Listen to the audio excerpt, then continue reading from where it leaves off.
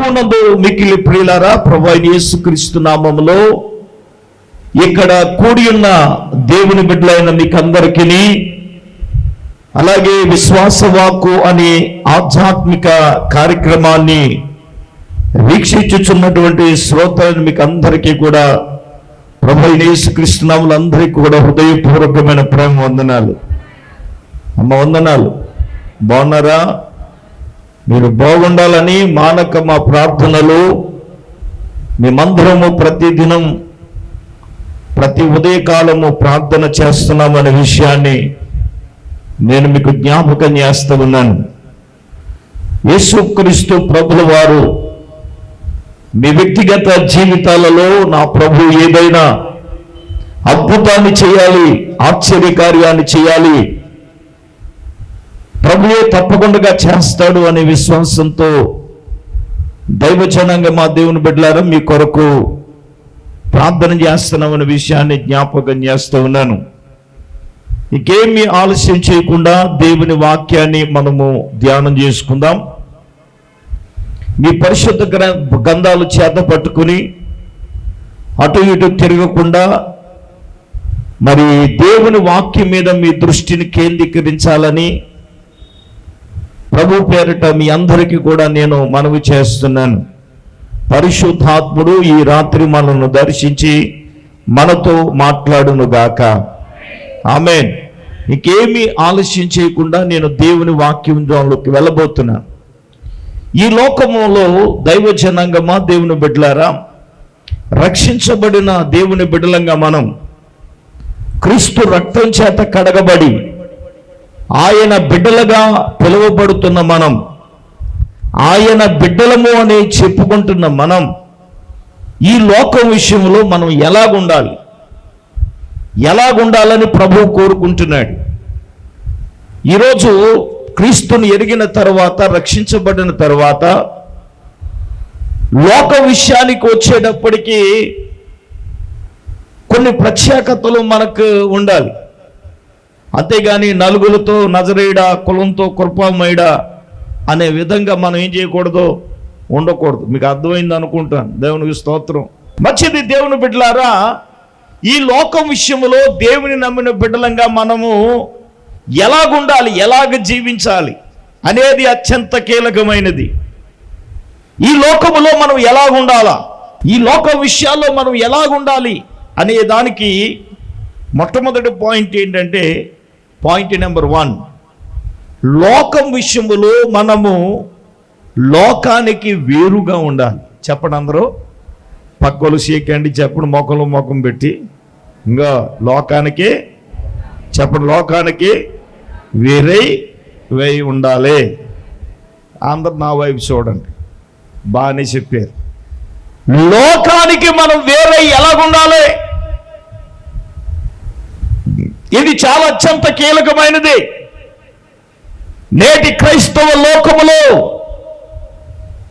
ఏమండి, ఈ సమాజములో మనుషులు ఎలాగున్నారా అంటే, ఇందాక చెప్పాను కదా, నలుగురితో నజరేయుడా, కులంతో కృపామయుడా అన్నట్లుగా. అంటే అర్థమైంది, మీరు నవ్వొద్దు. నలుగురు నడిచిళ్ళు దారిలో వెళ్ళాలి కదా.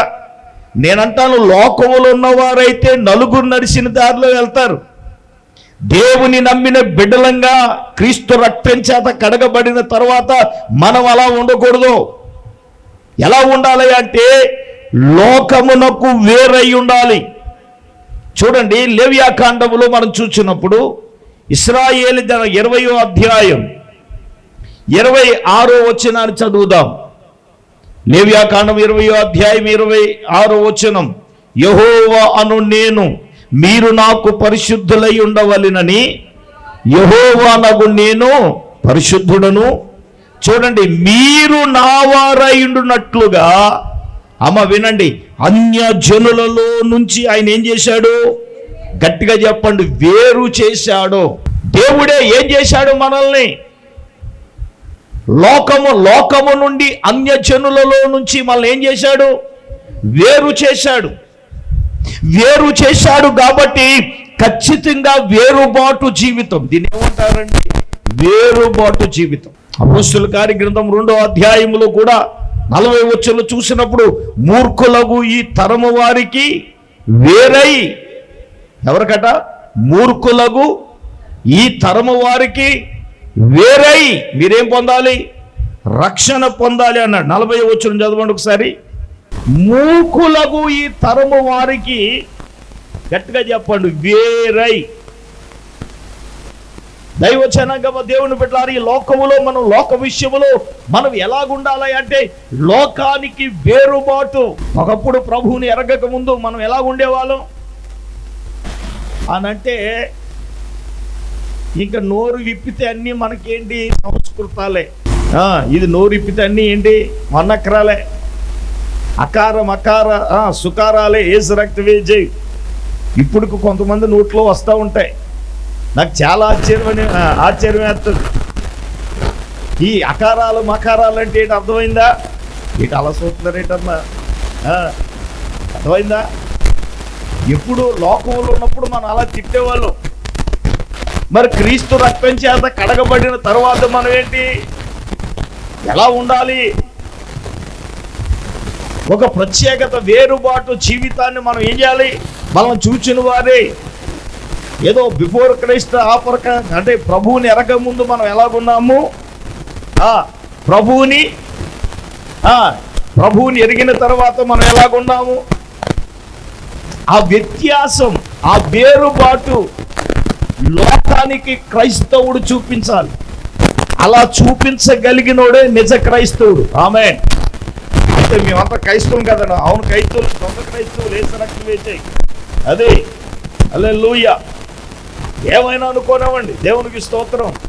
ఉన్నది మొగమాటం లేకుండా మాట్లాడడం అనేది అంతే కదా మరి. దేవునికి స్తోత్రం. ఈ మధ్యలో టీవీ ఛానల్ ఫోన్ చేసి, ఇలా మాకు ఆంధ్ర అంతా వెళ్ళిపోతుంది, యేసు రక్తం వేజే, మీలాంటి వాడు రావాలన్నాడు. నేనన్నా నాలాంటి వాడు వస్తే యేసు రక్తం వేజే. లేదు సార్, ఉండాలి సార్ అన్నాడు. క్రైస్తవుడు, దేవుని బిడ్డలనేవాడు లోకానికి వేరై ఉండాలా. ఇలాగే మున్సిపాలిటీ ట్యాప్ దగ్గర చాలా సందర్భాలు చెప్పాను. నీళ్ళు పట్టుకునే దగ్గర ఏం జరుగుతూ ఉంటాయి? ఎప్పుడో మున్సిపాలిటీలో అయిపోయి ట్యాపులు అనేది ఇప్పుడు మనకి పంచాయతీలో కూడా వచ్చేసిన ట్యాపులు. ఎప్పుడు ట్యాప్ ఇప్పుతాడని చూస్తాను. మన మోటార్ ఆగిపోయింది, నేను ట్యాప్ గురించి చూస్తుంది అది రావట్లేదే ఏంటి? ఒక బకెట్ అడ్డానికి ఎంత పట్టింది? అప్పుడు నాకు మోటార్ విలువ, ఆ విలువ తెలిసిందనమాట. దేవునికి స్తోత్రం. విలువ తెలియాలంటే అప్పుడప్పుడు అలా చేస్తాడు. హల్లెలూయా. మోటార్ వచ్చేయిందని ఇష్టం వచ్చాడు, చెలరైపోకండి. ఇలాగే ట్యాపులు పడుతూ ఉంటే ఒక ఆమె అంజురాలు నీరు పట్టుకుంటూ ఉంది.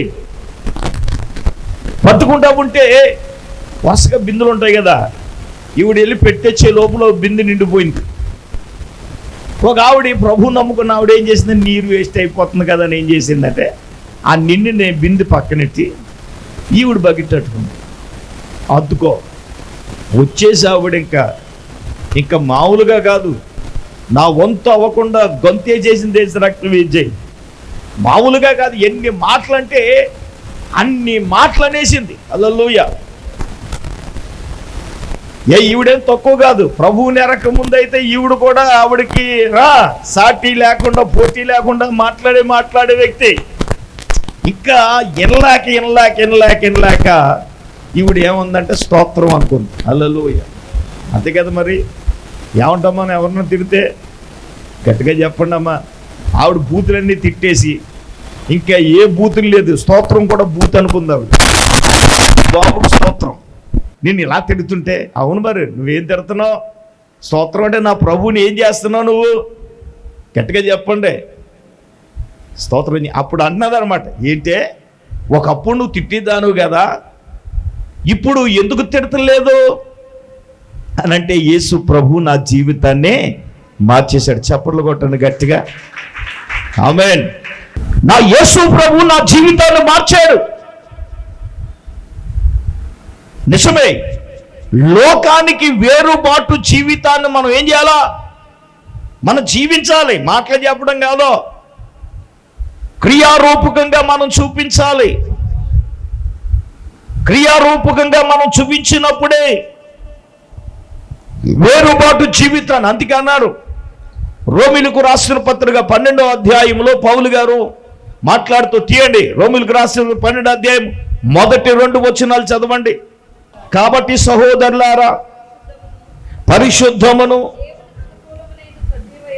దేవునికి సజీవ యాగంగా మీ శరీరాలు ఆయనకు సమర్పించుకొనండి. మీరు ఈ లోక మర్యాదను అనుసరింపక ఉత్తమమును, చూడండి, ఏం అనుసరించకూడదు? ఈ లోక మర్యాదలను ఏం చేయకూడదు? గట్టిగా చెప్పండి.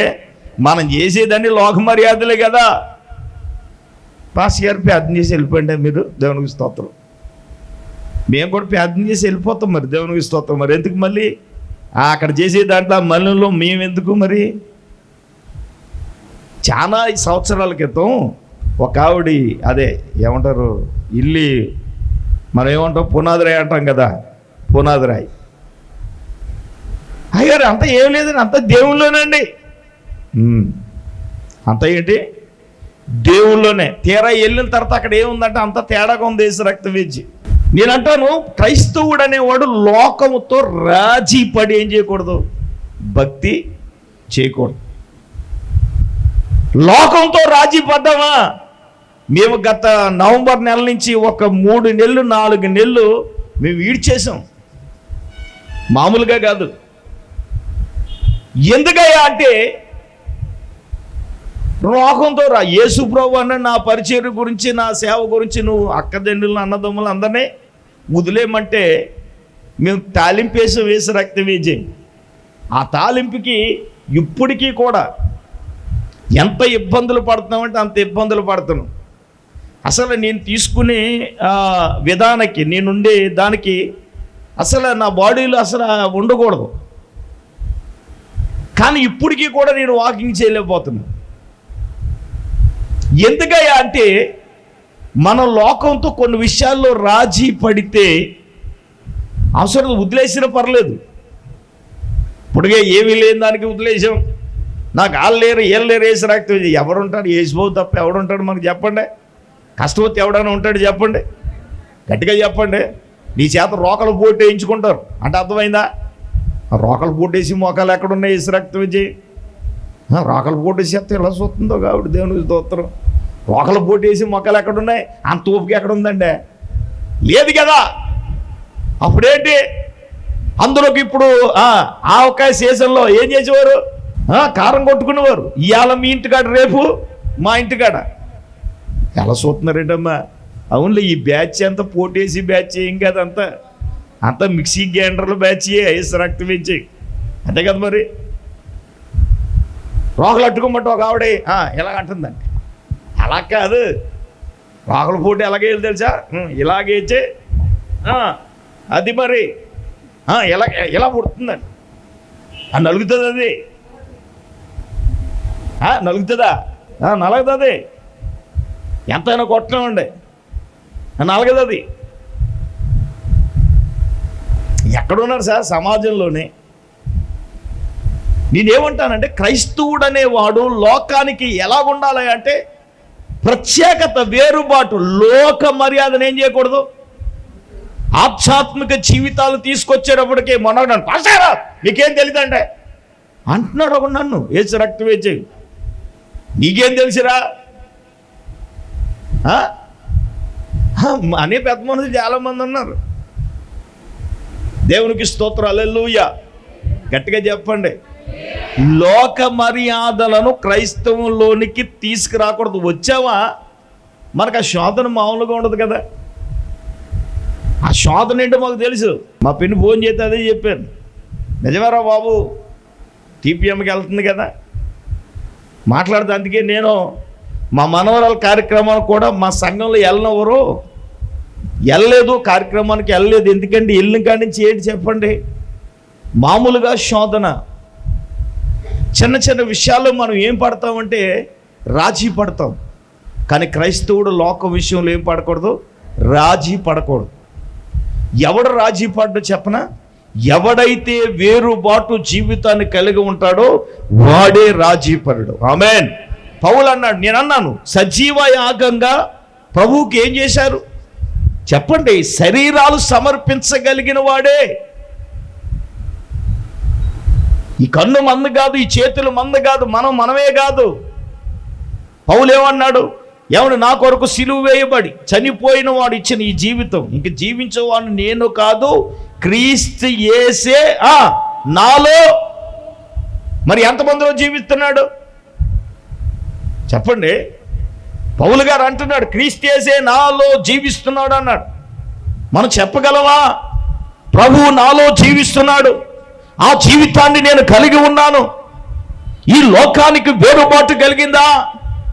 లోకాశలకు వేరుబాటు కలిగిందా? లోక మర్యాదలకు, పద్ధతులకు, ఆచారాలకి, ఈ వ్యవహారాలకి వేరుబాటు కలిగిందా అని అంటే నలుగురితో నజరేయుడా చెప్పండి, కులంతో అంటే మీకు అర్థమైంది. దాన్ని రివర్స్ చేసుకోండి. యేసు రక్తం నేను పలకూడదు కదా, అలా ఉండకూడదు. మనం క్రైస్తవులు అంటే, దేవుని బిడ్డలం అంటే వేరుబాటు జీవితం కలిగి ఒక ప్రత్యేకమైన జీవితాన్ని మనము చూపించగలగాలి. ఆమేన్. నేనంటాను, నీ ప్రత్యేకత చూపించినప్పుడు నువ్వు ప్రభుని నమ్ముకున్నావు అని చెప్పాల్సిన అవసరం లేదు. నీ ముఖం చూడగానే అమ్మ నువ్వు ప్రభుని చెప్పండి అమ్మా, ప్రభుని నమ్ముకున్నానని వాళ్ళు ఎందుకంటారు? నీ మాటలలో మృదత్వం, నీ ముఖంలో ఉన్న దైవిక కళ, అది పౌడర్ రాత్రి వచ్చిన కళ కాదు, అది పనికి మళ్ళీ క్రీములను రాత్రి వచ్చిన కళ కాదు, అది దైవిక కళ. అది దేవునికి స్తోత్రం చెప్పండి. హల్లెలూయా. నల్ల తుమ్మ గింజకి ఎంత రాత్రి సుఖం ఏంటి? అడ్వర్టైజింగ్లో చూసిన క్రీములన్నీ రాసేయిందంట ఒక ఆవిడ. మొత్తం ఉన్న ముఖం దానికంటే కొరిందెయ్యిలా తయారైందట. అద్దంలో చూసుకుంటే దాని ముఖం తనకే వికారం. మరి అవును, ప్రతిదీ రాసేస్తే అలాగ ఉంటుంది. యేసు రక్తం ఇచ్చి కొంతమంది రాసేస్తూ ఉంటారు యేసు రక్తం. ఏది దొరుకుతుంది, ఏది దొరుకుతుంది అది రాయకూడదు. దానికి కొన్ని ఉంటాయి వ్యవహారాలు. సరే, ఇప్పుడు అదే ఆ కూడా మనకి ఎందుకు యేసు రక్తం ఇచ్చి. మరి అవును కదా, మరి ఏంటే మొహం అలాగ అయిపోయింది, ఫలానా రాయి అంటే ఇలా రాయించి మొత్తం ఉన్న దానికంటే బ్లాక్ అయిపోయింది. అలాగంటే రాసుకోవద్దని కాదు, మనం రాసుకోవాలి అన్నీ రాసేయకూడదు. యేసు రక్తం వేసాయి.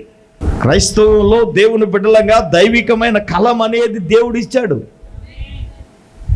అన్నీ సమర్పించుకోవాలి. మనకి సమర్పించుకోకపోతే సజీవ యాగంగా వేరుబాటు జీవితం ఎక్కడొస్తుంది? లోకానికి వేరై, ఈ మూర్ఖులకు, ఈ తరమునకు వేరై దేవుడు ఇందాక ఒక వాక్యం చదువు లేవియకాండంలో, ఏమండి మనము ఆయన వారమైనట్లుగా ఆయన ఏం చేశాడు? ఈ లోకము నుండి ఏం చేశాడు? ఆయన గట్టిగా మాట్లాడాలి. లోకమునకు వేరు చేసేసాడు ఆయన. చూడండి, మరొక మాటగా గలతీయులకు రాసిన పత్రిక 6వ అధ్యాయం 14వ వాక్యాన్ని కూడా ఒకసారి చదవండి. మనం దేని యందు అతిశయించుట నాకు దూరమగునుగాక, దాని వలన నాకు లోకమునకు నేనును ఏమైబడ్డాము? సిలువ వేయబడి ఉన్నాము. దేవునికి గట్టిగా స్తోత్రం చెప్పండి. అపోస్తుడైన పౌలు అంటున్నాడు, ఏమంటున్నాడు? యేసుక్రీస్తు సిలువ యందు తప్ప మరి దేని యందు నేనేం చేయట్లేదు, అతిశయించట్లేదు. అవును, ధనాన్ని బట్టి మనం అతిశయించకూడదు. ఈ లోకములో ఉన్న వాటి యందు జ్ఞానాన్ని బట్టి కానీ, ధనాన్ని బట్టి కానీ, దేని బట్టి కూడా మనం ఏం చేయకూడదు, అతిశయించకూడదు. పౌలు ఏమంటాడంటే, నా కొరకు సిలువ వేయబడిన క్రీస్తు నందు మాత్రమే నేనేం పడుతున్నాను. నేను దేని యందు, ఈ లోకములో దేని యందు అతిశయించట్లేదు. నాకు దూరం అగును గాక అన్నాడు. ఆమేన్ చెప్పండి. గాక అంటే ఏమనాలి? ఆమేన్ అనాలా? హల్లెలూయా చెప్పాలి గట్టిగా. హల్లెలూయా. దేవునికి స్తోత్రం కలుగును గాక. దైవ జనాంగమా, దేవుని బిడ్డలారా, పరిశుద్ధాత్మ దేవుడే ఈ సమయంలో తన వాక్యమును బట్టి నీతో, నాతో, మనందరితో కూడా పరిశుద్ధాత్ముడు మాట్లాడుతున్నాడు. ఆయన ఏమంటాడు తెలుసా? నాకు లోకమునకు నేనును ఏమైపడ్డాం? చెప్పండి అమ్మా. లోకానికి వేరుబాటు అంటే నేను లోకమునకు నేనును ఏమైపడ్డాను? మనం సిలువ వేయబడ్డామా? కొన్ని విషయాల్లో నీకున్న అలవాటుని సిలువ వేసేసావా? చూడండి, ఇదే గలతీయులకు రాసిన పత్రిక 5వ అధ్యాయం చూడండి, 23-24 వచనాలు చదవండి. ఇట్టి వాటికి విరోధమైన నియమం ఏమీ లేదు. క్రీస్తు యేసు సంబంధులు శరీరమును దాని ఇచ్చలతోనూ దురాశలతో ఏమేసేయాలి? అమ్మా, సిలువ వేసేయాలి. లోకంలో ఎప్పుడు వేరుబాటుగా ఉండగలం? చెప్పండి అమ్మా. సిలువ వేసేయాలి.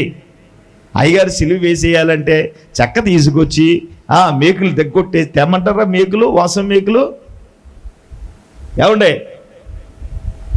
సిలువ వేయబడడం అంటే మనకున్న అలవాట్లను, మనకున్నటువంటి దురాశలను, లోకేత్యాలను మనం ఏం వేయాలా?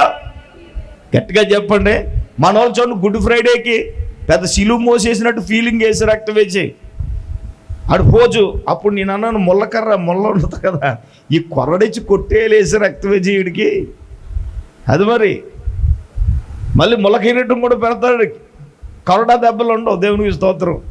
ఆడు పోజు మాత్రం యేసుబాబులో గడ్డం పెంచేసి ఆ డామా ఆర్టిస్ట్ ఆడు వేసి రక్తం వేసి ఆయన కొరడాలు ఇచ్చి కొట్టేస్తే ఎలా ఉంటుంది? ఒక దెబ్బకి సాలాడు వేసి రక్తం వేసి.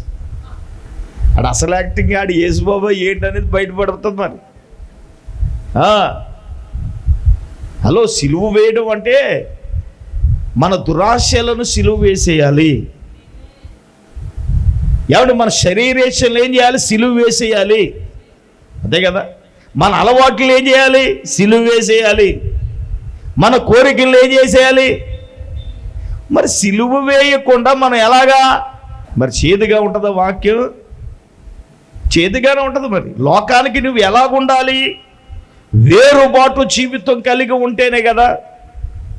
తర్వాత రెండవదిగా, యేసు ప్రభుల వారు ఈ లోకములో మనం ఉన్నప్పుడు మనం ఎలా ఉండాలి అంటే తమది కానట్టుగా ఉండాలి. లోకంలో ఎలాగ ఉండాలి? ఏదైనా తమది కానట్టుగా మనం భావించాలి. చూడండి, పేతురు రాసిన మొదటి పత్రిక 2వ అధ్యాయం 11వ వచనం చదవండి. ప్రియులారా, ఓకే, శరీరాశలు విసర్జించి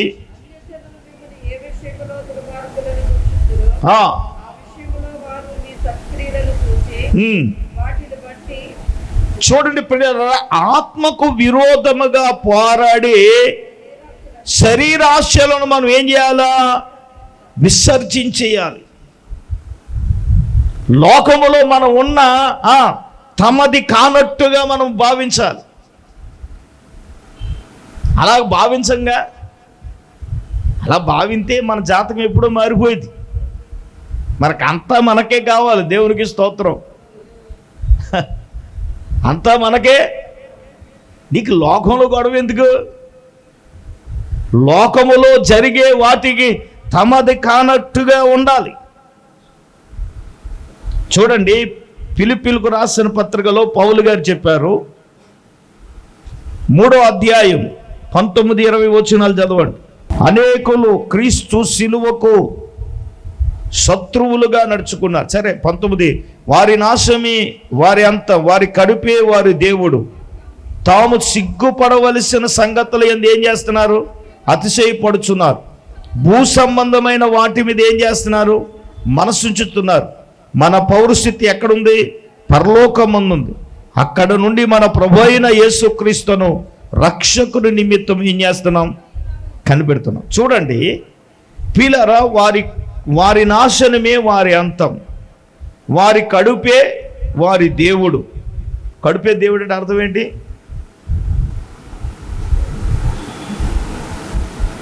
ఆసొస్తున్నారేటమ్మా. కడుపు అంటే అర్థం ఏంటండి? తిండి మినిస్ట్రీ. ఇంక తిండి ఉంటే కొంతమందికి ఏమవుద్ది? ఇంకా హల్లెలూయా. నేను ఒకసారి కూటానికి వెళ్ళాను, బిందు ప్రియ. ఒక ఆవిడ కరకర కరకర అంటే జంతికలు తెచ్చుకుంది, ఏం నవ్వులుతుంది అనమాట. ఇంకా కొంతసేపు అందరికి కొంతమందికి ఎలాగుంటుందంటే కంచు మేకలకు అత్తమను. మేక ఎప్పుడు చూసారా? ఇటు అలా చూస్తున్నారండి, మేకను చూడలేదా? అది మరి రక్తం ఇంక అత్తమాటలు ఏం చేయాలా? మేకలాగా నవ్వులుతూ ఉండాలి, పరపరస ఉండదు. నేను ఒక్కొక్కసారి గ్యాప్ ఇస్తాను కదా, గ్యాప్ ఇచ్చినప్పుడు దొరికేసింది యేసు రక్తం ఇచ్చి. గ్యాప్ ఇచ్చినప్పుడు ఏం చేసింది? దొరికేసింది యేసు రక్తం. ఏంటి ఆ సౌండ్ అన్నాను. ఈ లోపల పక్కన పిల్లంది, మా అమ్మని జంతికలు తెచ్చుకుందని తిన్నది. యేసు రక్తం ఇచ్చి పిల్లను పక్కనట్టుగా తింటా కలగొచ్చింది. యేసు రక్తం వేసి చిగ్గులేదా? యేసు రక్తం విజయ్ అంటే కొంతమందికి ఇంకా అత్త మాటలు మర ఆడుతూ ఉండాలి. ఇంకా అందుకే చాలామంది ప్రశ్న అడుగుతారు, తినడం కోసం బ్రతకాలా, బతకడం కోసం తినాలా? చెప్పండి మీరు. అలా మాట్లాడతలేదు ఏంటి? ఆలోచించి మాట్లాడండి మరి. అమ్మాయి, బతకడం కోసం తినాలా, తినడం కోసం బ్రతకాలా? బాయ్ ఎంత తెలుగు చెప్తున్నారు. కొంతమంది ఏంటంటే తినడం కోసమే బతుకుతున్నట్టుగా, ఇంక వీళ్ళకి ఏంటి ఇంకా తిండి లేకపోతే ఇంక లేనట్టే. ఇంకా యేసు రక్తం వేచే ఇంకా మామూలుగా ఇల్లు పీసుకి పందిరేసేస్తారు. యేసు రక్తం వేచే వారి కడుపే వారి దేవుడు. నేను ఒకసారి ప్రసంగం చేశాను, లోకంలో మనిషి దేవుళ్ళు 7 దేవుళ్ళు చెప్పాను. యేసు రక్తం 7 దేవుళ్ళు, ఇది ఒక దేవుడు, తిండే దేవుడు. ఎవడు ఈ తిండి గురించి ఏం చేస్తారని వ్యవస్థనే పాడు చేసేస్తారు. యేసు రక్తం వేచే ఇంకేం మామూలుగా దెబ్బలాట.